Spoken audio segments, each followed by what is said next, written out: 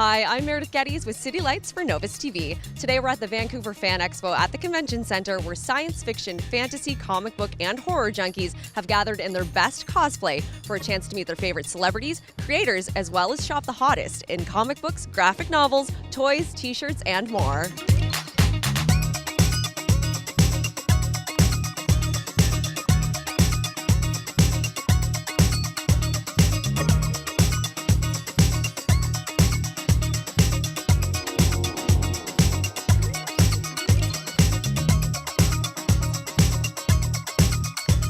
Well, it looks like I found Darth Vader, which is pretty fun.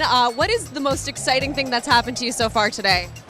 Actually, just being here, we have with the 501st Legion, and we have a charity booth with children's variety children's charity. And we have $3 pins, and you get a photo with Darth Vader, a bunch of stormtroopers, anything you want. Tell me, who are you guys dressed up as? I'm Harley Quinn from the Batman comics. And I'm Poison Ivy, also from Batman. So you guys are huge Batman fans, I take it then? Yeah, any type of comic book, really.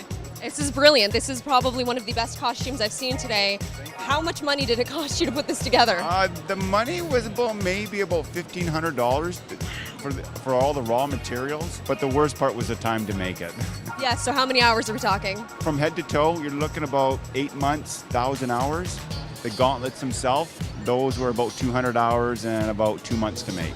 Tell me, what are you guys dressed up as? I am Eridan from Homestuck. And I'm Fairy from Homestuck. And what is that? I haven't heard of this before. Homestuck's a webcomic made by Andrew Hussey.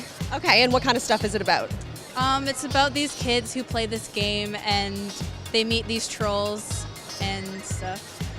It's you have to read it to understand. Hard to explain. All right, I'm gonna have to check it out. What is the one thing that you guys are most looking forward to at Fan Expo this year? Meeting Tom Felton. Oh yeah, meeting Tom Felton, seeing all the cosplayers. Earlier, we were lucky enough to sneak behind the scenes and actually talk to Freddy Krueger from A Nightmare on Elm Street and Pippin from Lord of the Rings. I have to ask, when you did the movie, had you read the books already? I'd read The Hobbit when I was a boy, Okay. but I hadn't read The Lord of the Rings. So when you got the role, did that make you read, or did you just not care? You were like, whatever, I'll figure it out as I go along. No, I did read it. I was working in theatre, about an hour and a half train's journey away from my house. So I used to read it an hour and a half in the morning and an hour and a half coming back when I knew I had the job. And it was really fun because every time Pippin came in, I was like, oh God, I'm going to be doing that, you know? That's wicked. And when you were reading it, was Pippin one of the characters that you actually did relate to? Was he one of your favorites? Yeah, I've often wondered that if I'd read it before I had the part, how much I would have related to Pippin. I'm not sure, but because I knew I was playing it, I totally related. I was like, God, I'm glad I'm playing this part. This is so cool, you know? Because he's got such a huge character arc from being like the real sort of, you know, not very smart one to like being very brave at the end, you know? Yeah. Are you a fantasy fan, would you say? Yes, sci-fi, fantasy. That's why I love coming to these things. I like meeting all these people, you know? What's your favorite part about doing these? The people are really cool, you know? It's like when people line up to meet you, you never know what the next person's going to be like. It's just kind of really exciting.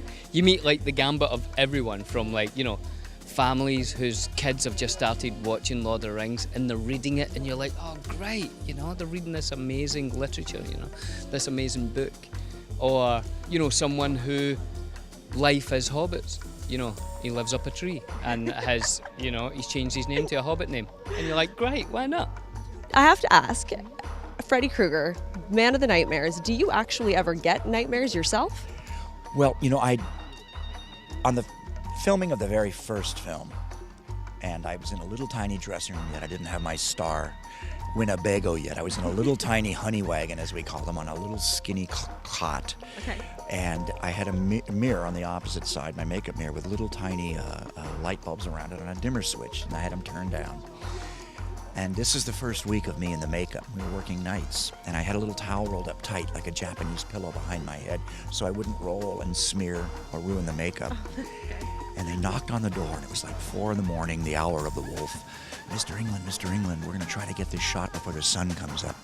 And I sat up with that kind of bad breath you have in the morning. And I wasn't quite awake, and I pivoted off the cot, and I looked, and in the mirror, with the little light bulbs around it on low dimmer, I saw this old, bald, disfigured man look back at me.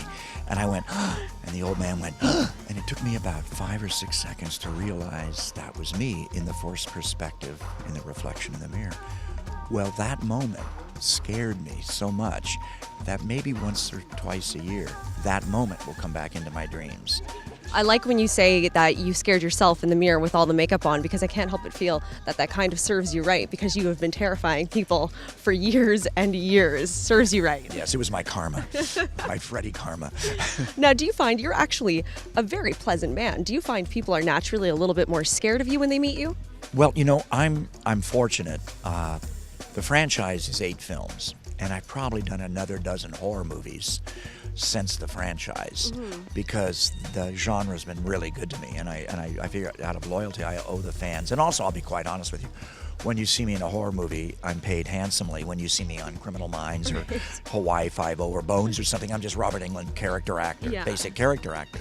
So when I'm asked to do a horror movie, I generally do them, for the fans and for the money. I'll be honest. So I have so many of them out there now where I'm not in makeup, but I am that sort of scary guy. So I get a little. I don't think it's that people are scared of me.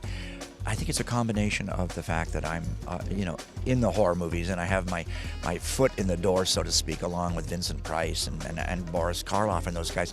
I get a kind of respect from the fans, which is kind of nice. But I think it's also because a lot of people saw me first in the movies.